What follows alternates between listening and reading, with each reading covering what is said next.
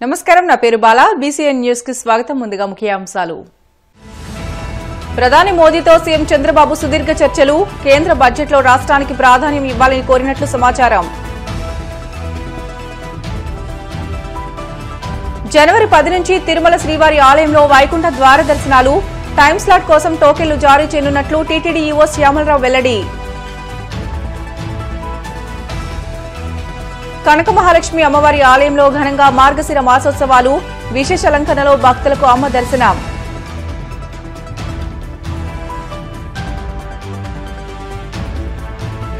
Telangana CM Revanth ను కలవనున్న సినీ పెద్దలు. థియేటర్లో తొక్కిసలాట ఘటనపై చర్చించే అవకాశం. ప్రధానమంత్రి నరేంద్ర మోదీతో ఏపీ సీఎం చంద్రబాబు సమావేశం ముగిసింది. రాష్ట్రానికి సంబంధించిన పలు కీలక అంశాలపై భేటీలో చర్చించినట్లు సమాచారం. కేంద్ర బడ్జెట్లో రాష్ట్రానికి ప్రాధాన్యం ఇవ్వాలని సీఎం కోరినట్లు తెలిసింది. గత 6 నెలల్లో కూటమి ప్రభుత్వం చేపట్టిన అభివృద్ది కార్యక్రమాలు, పోలవరం ప్రాజెక్టు పనుల్లో పురోగతిని చంద్రబాబు వివరించినట్లు తెలిసింది.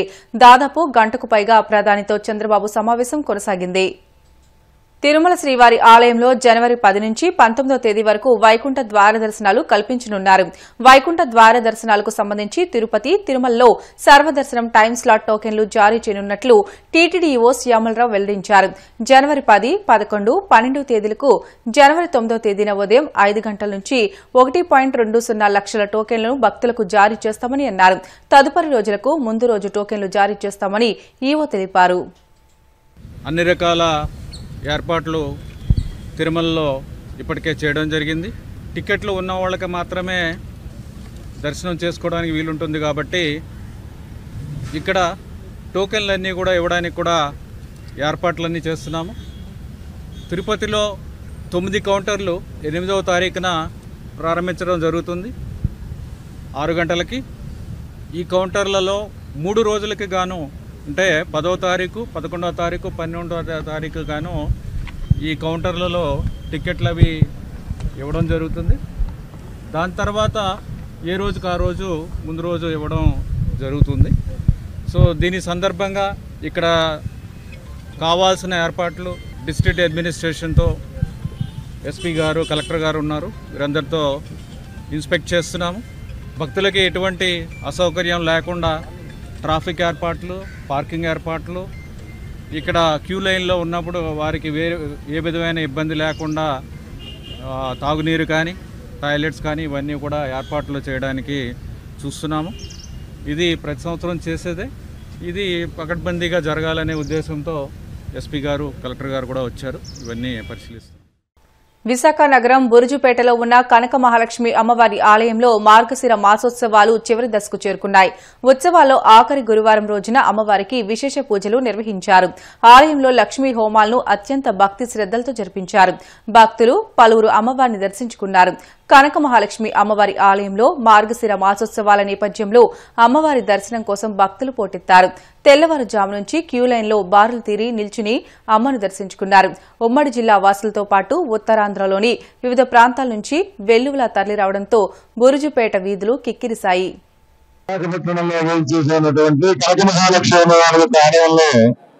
ఈ వార్షిక మార్గశిర మాస మహోత్సవాల సందర్భంగా ఈ ఉత్సవాల్లో వచ్చేటువంటి చివరి గురువారం దాని రీత్యా అమ్మవారికి విశేష పర్వదినాన్ని పురస్కరించుకుని అమ్మవారి యొక్క ఆలయంలో అనేక భక్తాగ్రేసుల చేత 12 గంటల 1 నిమిషానికి విశిష్ట పంచామృతాంశ సేవ చేసి తరువాత లక్ష్మీ సహస్రనామాదులతో అలంకరించి అమ్మవారిని సకల జనులు సమస్తమైనటువంటి భక్తజనాలు కూడా అమ్మవారి దర్శనానికి వెళ్తున్నారు. ఇప్పుడు అయితే మార్గశిర మాసంలో గురువారం యొక్క విశిష్టత 50 మందికి తెలిసినటువంటి విషయం.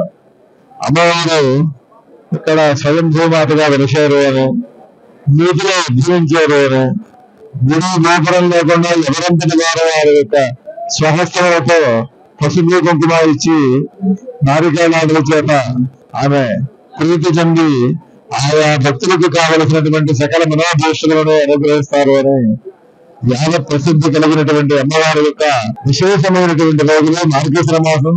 అందున ఆఖరి గురువారం నేటి రోజున ఈ రకమైనటువంటి అర్చనతో ప్రారంభించబడి ఈ గిరివార ఉత్సవం చాలా కమనీయంగా కవుల పండుగగా వైభవంగా జరుగుతుంది. 121 కలశలను మంత్రపాతమైనటువంటి జలములను బాట్ల నిండా నింపి సౌభాగ్య ద్రవ్యముల చేత అమ్మవారికి సహస్ర ఘటాభిషేకం ఇది సంవత్సరానికి ఒక్కమారే జరుగుతుంది. భక్తి ప్రపత్తులతో ప్రణమిల్లేటువంటి గొప్పదైనటువంటి రోజు. నేటి రోజున అమ్మవారి యొక్క దర్శనం జన్మల యొక్క పాపాన్ని ప్రక్షాళన చేసుకుని అనంతమైనటువంటి పుణ్యాన్ని పొందింపజేసేటువంటి రోజుగా మనం భావిస్తూ గురువారం ఇక 4 రోజులే ఉన్నది. శుక్రవారం, శనివారం, ఆదివారం, సోమవారం తోటి ఈ మార్గశిర మాస మహోత్సవాలు పూర్తవుతున్నాయి. అందుచేత మీరు అవకాశాన్ని అనుసరించి అమ్మవారి యొక్క దర్శనాన్ని ఆంక్షించి ఇక్కడ జరుగుతున్నటువంటి ఆర్థిక సేవలలో పాల్గొని అమ్మవారి యొక్క కృపాకటాక్ష వీక్షణలు పొందవలసిందిగా సాధారణంగా తెలియజేస్తాం. అమ్మవారికి గురువారం ప్రీతికరం అని చెప్పి గురువారం నాడు వస్తే బుధవారం నాడు రాత్రి 10 గంటల నుంచి ప్రారంభించినటువంటి ఉత్సవం గురువారం నాడు రాత్రి 12 గంటల అవుతుంది. అలాగే మనకి పూర్వం నుంచి కూడా శుక్రవారం మహాలక్ష్మి అమ్మవారికి ప్రీతి అని, శుక్రవారం మహాలక్ష్మి అమ్మవారికి ప్రీతి కనుక శుక్రవారం నాడు 28 గంటలకి క్షీరాభిషేక సేవ జరుగుతుంది. అలాగే శనివారం నాడు తులసి అర్చన సహస్ర తులసి నామార్చన అనేటువంటి ఆర్థిక సేవ కార్యక్రమం ఉన్నది. అలాగే ప్రతిరోజు కూడా ఉదయం 8 గంటల నుంచి 12 గంటల వరకు శ్రీచక్ర నవాభరణార్చన మహాలక్ష్మి హామము, శ్రీచక్ర నవాభరణార్చన మహాలక్ష్మి హామము, ఆయుష్య హామము మొదలగాగలైనటువంటి కార్యక్రమములలో మీకు ఏ దీనయందు ఆసక్తి కలిగితే, దీనయందు శ్రద్ధాభక్తులు కలిగితే ఆ యొక్క ఆర్థిక సేవలలో పాల్గొని తరించవచ్చు. వైసీపీ అధినేత మాజీ సీఎం వైఎస్ జగన్మోహన్ రెడ్డి పులివెందుల్లో 2వ రోజు పర్యటన కొనసాగుతుంది. పర్యటనలో భాగంగా బుధవారం లింగాల మండలం తాతిరెడ్డిపల్లిలో కోదండరాముడి విగ్రహ ప్రతిష్టలో పాల్గొన్నారు. వైఎస్ జగన్ తన హయాంలో రామాలయానికి 34 లక్షలు మంజూరు చేశారు. ఇదిలా ఉంటే వైఎస్ జగన్ రాకతో తాతిరెడ్డిపల్లిలో పండుగ వాతావరణం నెలకొంది. తమ అభిమాన నేత జగన్ కు ప్రజలు బ్రహ్మరథం పట్టారు. వైఎస్ జగన్ సైతం గ్రామాన ప్రజలతో మమేకమవుతూ వారిని పలకరిస్తూ ముందుకు కదిలారు.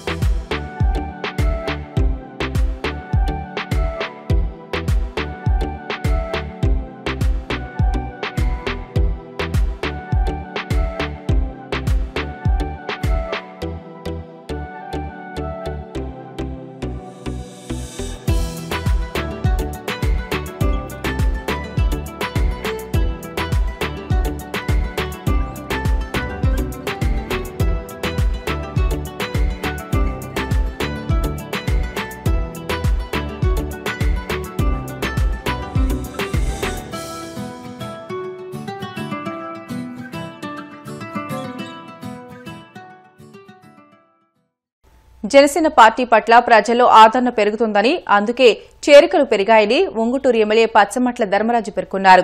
బుధవారం గణపవరం గ్రామానికి చెందిన వైసీపీ శ్రేణులు గాదిరాజు ఈశ్వర్తో కలిసి 70 మంది ఎమ్మెల్యే ధర్మరాజు సమక్షంలో జనసేన పార్టీలో చేరారు. వీరికి ఎమ్మెల్యే పార్టీ కండువా కప్పి ఆహ్వానించారు.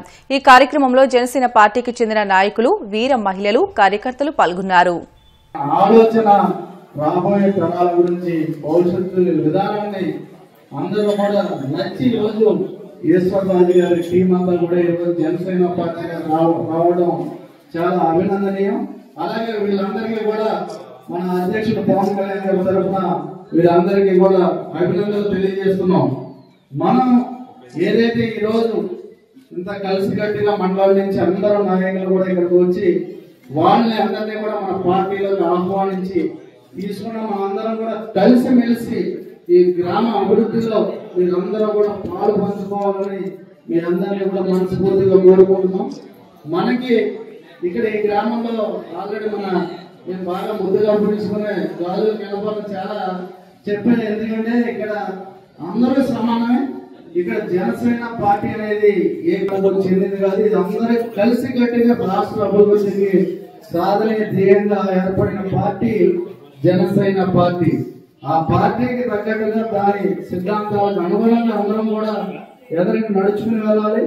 ఏదైతే మీ ఊళ్ళో మనకి వేగేసిన అపాయింట్ ఉన్నారు, అనేక అభివృద్ధి కార్యక్రమాలు చేశారు. ఆల్రెడీ కూడా మనకి ఈరోజు ఆ మంచినీళ్ళ చెరువు దగ్గర కూడా చిన్న చిన్న సమస్యలు ఉన్నాయి. ఆయనకి మనం పూర్తి మద్దతుగా నిలబెడితే ఆయన అనేక కార్యక్రమాలు చేస్తున్నామని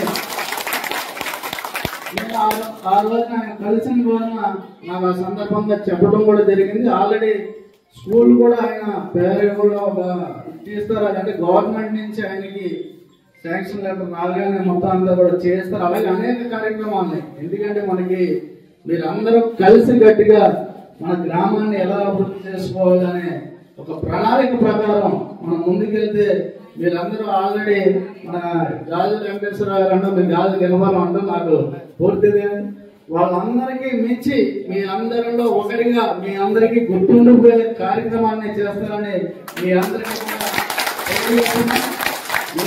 గతంలో నేను ఇక్కడ ఎదురు రోడ్డు వచ్చినప్పుడు నాకు ఈ ఒక జనాలు అడిగి నాకు ఈ రోడ్డు అసలు ఎన్నో సంవత్సరాల నుంచి పోయట్లేదని చెప్తే మొదటిసారిగా మనం ఆ రోడ్డుని కూడా కట్టడానికి దగ్గర వచ్చి ఉంటుంది వరకు.